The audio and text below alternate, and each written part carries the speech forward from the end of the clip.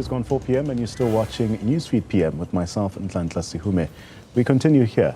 President Cyril Ramaphosa says the collaborative efforts to avert a civil war in the dying days of apartheid remains an important point to remember when telling the story of the birth of democracy.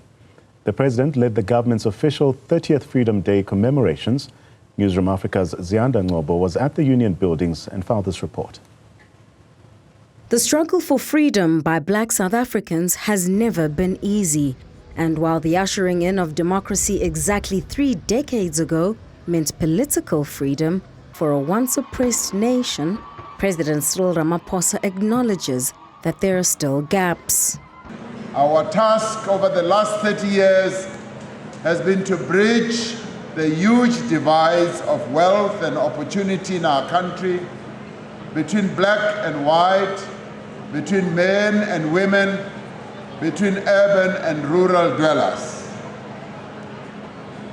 We have done so not only to correct the injustices of the past, but also that we may realize the full potential of an economy in which every person has a stake and in which every person has the opportunity to make a meaningful contribution. South Africa is now bedeviled by unemployment, rising economic stagnation, poverty and inequality. Ramaphosa says this is an urgent task.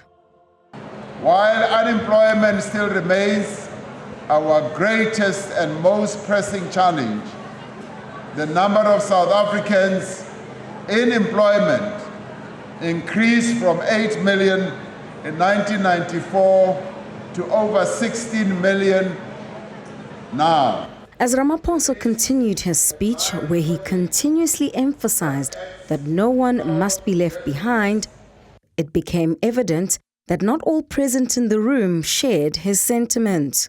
Freedom, we are not free. Freedom, we are not free. Freedom, we are not free. Freedom, we are not free. Freedom, we are not free. We are being left behind. We are not included. So we are fighting for us to be included, to be given skills, to be given employment in order to work for ourselves. So what is happening in the country is not good. Ramaphosa, through quoting founding father Nelson Mandela, has called on the youth to take over the human rights baton as the efforts to undo the injustices of the past continue. For Newzroom Afrika on Channel 405, I'm Ziyanda Ngcobo at the Union buildings in Tshwane.